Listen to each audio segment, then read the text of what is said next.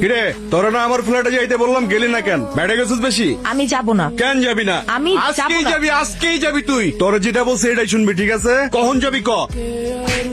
কিরে ওই তুই কি চীনা থাপ্পড়টা দিছস না না চীনা থাপ্পড় দিছস? আপনাকে চিনে আমি কি করব? আপনি জানেন আমি কে? কে তুই?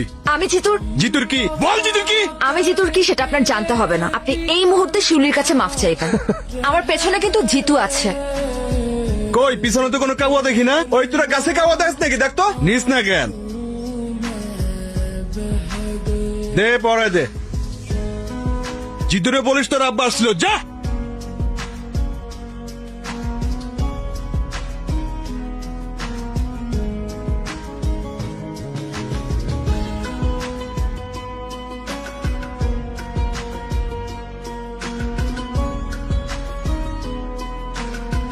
বড় ভাই, ইউনিভার্সিটিতে সুযোগ সুবিধা পাই না। আজকে যেহেতু এখানে চলে আসছেন ঠিকঠাক ভাবে বানাবো। ওই গেটটা লাগা। ভাই জিতু ভাই তোকে আগে গেল মেরে দিচ্ছে। খুব ভালো হয়েছে, বড় ভাই নিজেই গেটটা আটকাই দিচ্ছে। ওই বাইরে হাসপাতালে পাঠানোর ব্যবস্থা কর। सीने से लगा कर रो पड़े उसको सीने से लगा कर रो पड़े हम वफा करके भी तन्हा বাবা, তুমি কি কোনো কিছু নিয়ে চিন্তিত? না রে মা, তেমন কিছু না। আসলে হয়েছে কি মা, দর্জি পাড়ার ছেলেরা একটু ঝামেলা করতেছে।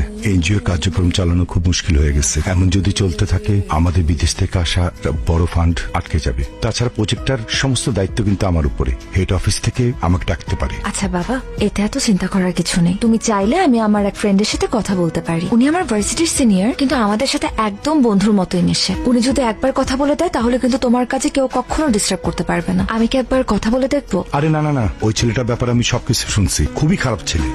ওরে ধরে এরে মারে। আমার যদি বেতন বন্ধ হয়ে যায় কোনো সমস্যা নাই, তারপর কোনো সন্ত্রাসী সাহায্য নিতে আমি যাবো না। এটা তুমি কি বললে বাবা? একটা মানুষকে তুমি দেখলে না, তার সাথে কথা বললে না, কিন্তু তার ব্যাপারে এত সহজে জাজমেন্ট করে বসলে। জিতু খুবই ভালো মানুষ। আচ্ছা, তুই কি কলেজে পড়াশোনা করতে যাস নাকি সন্ত্রাসীদের সাথে আড্ডা মারতে যাস, বন্ধুত্ব করতে যাস? তুই আঙ্গুল মাইয়া এখনই মানুষ চিনে গেছস। থাপ্পড় দিয়া কান গরম করে ফেলামু। তোর পড়াশোনা করার দরকার নাই। আর এই মরা এলাকায় আমি থাকবো না। দরকার হইলে ট্রান্সফার হইয়া আমি তেতুলিয়া চলে যাব। দেখ, নতুন করে নাটক শুরু করবি না। চুপচাপ খা, তারপর গিয়া পড়তে বস। যা। কিরে হাত দুইটাছস কেন? আমার পেট ভরে গেছে বাবা। वफा करके লিডার আমার ডাকছেন? হ্যাঁ, তোমার ডাকছি একটা জরুরি কাজে। তোমার তো পড়াশোনা শেষ, কয়েকদিন পরে রেজাল্ট, ভিপি নির্বাচনটাও তো চলে আসছে। তো তুমি যদি সেন্ট্রাল রাজনীতিতে চলে যাও তাহলে এই ক্যাম্পাসের দায়িত্ব তো জাহিদের নিতে হবে। আর 2 দিন পরে পরে জাহিদরে যে কেলান কেলাও, ভবিষ্যতে পোলাপানে ওরা মানবে। ক্যাম্পাসে ওরা একটু স্পেস দিও। আপনার এই গুণটা আমার খুব ভালো লাগে। আপনি খুবই দূরদর্শী, কিন্তু জাহিদের ব্যাপারটা খুব বেশি দূর পর্যন্ত দেখতে পারেন নাই। সমস্যা নাই, আমি আপনার দেখাই দিতেছি। আগামী ভিপি ইলেকশনে Zahid nomination form fill up করবে না, ছাত্র রাজনীতি করবে তাজুল। জাহিদ যদি ভিপি হয় ক্যাম্পাসে 12টা বাজায় ফেলবে। তাজুল তো খুবই ভালো ছেলে, আপনার মিটিং মিছিলে যা লাগবে তাজুল ব্যবস্থা করবে। লিডার রেড তো ফালা দিলেন, এখন কাভার দিবেন কি দিয়া? সাইমন, কাভার দেয়া সবার কাজ না, সবাই সেটা পারেও না। এসা কি হয়েছে তোমার? আমি তো কিছুই বুঝতেছি না। আসার পর থেকে তুমি কাঁদতেছো। কেউ কিছু বলছে? কেউ কিছু বললে আমাকে নামটা বলার মাইর আমি হাড্ডিগুটি ভেঙে ফেলবো। বাবা বলছে ট্রান্সফার নিয়ে নিবে। আমি কিভাবে থাকবো তোমাকে ছাড়া তখন? চাইলেই কি যখন তখন ট্রান্সফার নেওয়া যায় নাকি পাগল? মনে হয় অফিসে অনেক কাজে লোড ছিল, এই জন্য তোমার সাথে একটু লাউড ছিল। এটা নিয়ে মন খারাপ করার কিছু নাই। বাবা আমাকে বকছে, সেটা নিয়ে আমার মন খারাপ হয় নাই জিতু। বাবা যখন বললো যে তোমার থেকে আমাকে অনেক দূরে চলে যেতে হবে, তখনই কেমন যেন একটা ভয় লাগা শুরু করলো। চাইলেই কি তুমি আমার থেকে দূরে যেতে পারবা? তুমি তো আমার অক্সিজেন। অক্সিজেন ছাড়া মানুষ বাঁচে? তোমাকে ছাড়া আমি বাঁচতে পারবো না। আর দর্জিপাড়ার ছেলেরা কি ঝামেলা করছে এটা আমি দেখতেছি, দাঁড়াও। কিন্তু দর্জিপাড়ার ছেলেদেরকে বকে দেওয়াই তো এর সমাধান না। বাবাকে আমাদের সম্পর্কে কথাটা জানাতে হবে। তোমার সম্পর্কে বাবার যে ভুল ধারণা আছে সেটা ভাঙতে হবে। কংগ্রেচুলেশন রানা ভাই, ফান্ডটা তো আজকে ঢুকে গেল। হেড অফিস আপনার উপর বিশাল খুশি, মেইল পাঠাইছে। এই তো ভাই, আল্লাহর রহমতে সার্ভেটা টাইম মতো শেষ হলো।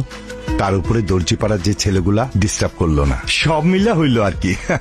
শুনলাম জিতু নাকি ওই ছেলেদের ডাইকা ইচ্ছা মতো থাপড়াইছে, আপনার কাছে ডিস্টার্ব করছিল বইলা। আর থাপড়াইবো না কেন ভাই, আপনি তো যেই সই লোক না। জিতুর হবু শ্বশুর বইলা কথা। আপনি ভাই আইসাই একটা বাজি মাইরা দিচ্ছেন। এখন দেখবেন শুধু দর্জিপাড়া পুরো এলাকায় আপনার কথা শুনবো। কাজ করছেন ভাই একটা। एक प्यार আসসালামু আলাইকুম জিতু সাহেব, আপনার সঙ্গে আমার একটু কথা ছিল, আমাকে একটু সময় দেওয়া যাবে? ওয়ালাইকুম আসসালাম আঙ্কেল, আপনি আমার সাথে এইভাবে কথা বলতেছেন কেন? আপনি তো আমার মুরব্বী, আপনি আমাকে খবর দিতেন, আমি আপনার বাসায় চলে আসতাম। আপনি কষ্ট করে এখানে আসলেন, ওই ছেলে পেলে গুলা কি ঝামেলা করছে কোনো? না, ওরা আমার আর কাজে আশেপাশে আসে নাই। আপনি আমার জন্য যেটা করেছেন এই জন্য আমি কৃতজ্ঞ। আমি আসলে আপনার সঙ্গে একটু একা কথা বলতে চাচ্ছিলাম। তোরা একটু ওইদিকে যা তো। আমার মেয়ে এসা বয়স কম, ও এই কঠিন দুনিয়ার অবস্থাটা বোঝে না। ও একটা ফ্যান্টাসির মধ্যে বসবাস করতেছে।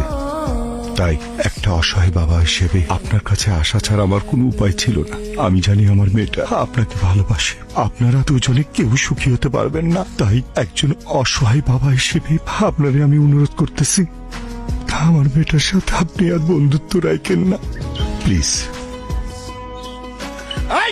পোস্টার চেক সব চেক পুরা ক্যাম্পাসে শুধু আমার পোস্টার থাকবে আর কারো পোস্টার থাকবে না। আর শোন তাজুল, তোর শুধু আমি পারমিশন দিছি একটা প্রতিপক্ষ লাগে, তার মানে এই না তুই ভিপি হয়ে গেছস। এই বেটা, তুই যদি চিন্তা করো যে এই কলেজের ভিপি হবি, এই যে পোস্টারটা দেখতেছস না, পোস্টারের মতো একদম তোর একটাই না ছিঁড়া ফেলামো। जिसने पूछा তোমার সাথে আমার কথা আছে জিতু। बिछड़े यार का কি সমস্যা? কি হয়েছে? লাইব্রেরিতে তখন ইগনোর করলা, ক্লাসে দেখেও না দেখার ভান করলা, এখন এখান থেকে সরে যেতে চাচ্ছিলা। সমস্যাটা কোথায় হচ্ছে বলো তো? তোমার বাবা এসেছিলেন, উনি বলেছেন আমাদের বন্ধুত্ব যাতে আর না রাখি। আমার কথা এখনো শেষ হয় নাই জিতু। বাবা বললো আর তুমি মেনে নিলা। তুমি তো জানো যে আমরা একে অপরের প্রতি কমিটেড। তুমি তো চাইলেই যখন তখন আমাকে ছেড়ে চলে যেতে পারো না এভাবে। দেখো ঈশা, আমি আসলে কমিটমেন্টের মূল্য দিতে চাই। আমাদের মধ্যে কমিটমেন্ট ছিল আমরা সারা জীবন একজন আরেকজনকে ভালোবাসবো। কিন্তু তোমার বাবা, আমি চাই না ঈশা শুধুমাত্র আমার জন্য তুমি তোমার বাবার থেকে দূরে চলে যাও, তোমাদের পরিবারের মধ্যে একটা ভাঙন ঘটুক। আমি এটা চাই না। তোমার বাবা তোমাকে নিয়ে অনেক ইনসিকিউরড। উনি যেটা চায় সেটাই করা উচিত আমার মনে হয়। কাউয়ার্ড একটা। বাবা, তোমার সাথে আমার জরুরি কিছু কথা আছে। কলেজ থেকে ফিরতে সন্ধ্যা হইলো কেন? কলেজ তো 5টায় ছুটি দিয়ে দেয়। কারণ আমি এতক্ষণ নদীর পাড়ে বসে ভীষণ কান্নাকাটি করেছি আর লাইফের সব থেকে গুরুত্বপূর্ণ ডিসিশনটা নিয়েছি বাবা। ফ্রেশ হ, খাওয়া দাওয়া কর, পরে কথা বলি। না বাবা, আমার এই মুহূর্তে তোমার সাথে কথা আছে এবং কথাটা অনেক ইম্পর্ট্যান্ট। তুমি জিতুকে কি বলছো বাবা? একজন বাবা হিসেবে যা বলা দরকার আমি তাই বলছি। না বাবা, তুমি এমন কোনো কথা বলতে পারো না যার জন্য আমার ভালোবাসার মানুষটা আমার থেকে দূরে সরে যেতে চায়, তাও শুধুমাত্র তোমার কথার সম্মান রাখার জন্য। আমি তোকে কিন্তু কোনোদিন কোনো কাজে বাধা দেইনি, কারণ খুব ছোটবেলায় তোর মা আমাদেরকে ছেড়ে চলে যায়। আমার বারবার ট্রান্সফারের জন্য আমি তোকে এক জায়গায় কখনো স্থির রাখতে পারি নাই। এসব না আমার মধ্যে একটা গিল্টি ফিলিং কাজ করে। তাই বলে একটা রং মানুষকে ভালোবাসবি আর আমি সেটা মেনে নেব, এটা তুই ভাবলি কি করে? জিতু তো রং মানুষ না বাবা, বরং তুমি তাকে রং ওয়েতে দেখছো। তুমি জানো জিতু আজ পর্যন্ত বিনা দোষে কারো গায়ে হাত তুলেনি, এমনকি কতগুলো পরিবার ওর জন্য খেতে পারে তুমি জানো? এইগুলো তো তুমি জানো না বাবা। শুধুমাত্র আশেপাশে ঘটে যাওয়া কিছু ঘটনা আর মানুষদের থেকে শোনা কিছু কথা নিয়ে তুমি ডিসিশন নিয়ে নিলে যে জিতু একজন সন্ত্রাসী। তুমি জানোই না বাবা যে কত জনের চোখে জিতু আসলে একজন সুপার হিরো। Super hero? আচ্ছা, তোর সিদ্ধান্ত কি? আমি কিন্তু জিতুর ব্যাপার নিয়ে তোর সাথে আর্গুমেন্টে যেতে চাই না। আমি চাই জিতুকে বিয়ে করতে, সেখানে তোমার মত থাকুক আর নাই থাকুক। আমি এক্ষুনি জিতুকে বলবো আমাকে এসে নিয়ে যেতে।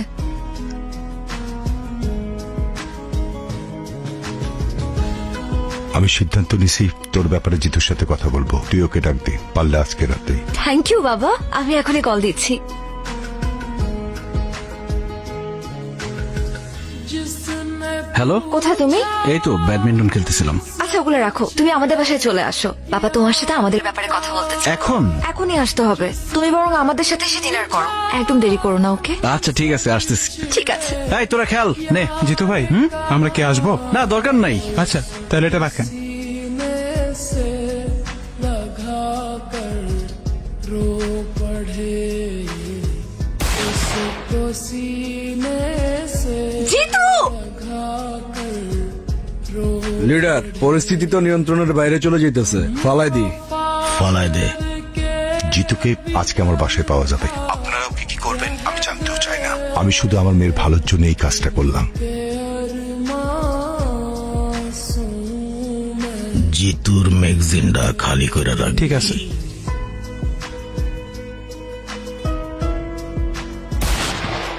Thank you uncle. মারে, আমার উপরে কষ্ট রাখিস না। বাবা তুমি খাও তো, কারো জন্য তো কারো জীবন থেমে থাকে না। তুমি খেয়ে নাও, তাড়াতাড়ি অফিসে যাও, দুনিয়ার কাজ বাকি তোমার। মা, তুই এক কাজ কর না, কয়েকদিনের জন্য তোর খালা বাসা থেকে ঘুরে আয়। আমি টিকিট করে দেই মা। ধরো বাবা, কি যে বলো তুমি। এখন আমার খালার বাসায় যাওয়ার সময় আছে, সামনে পরীক্ষা, কত পড়াশোনা বাকি। আমাকে নিয়ে চিন্তা করো না তো, আমি ঠিক আছি। जिंदगी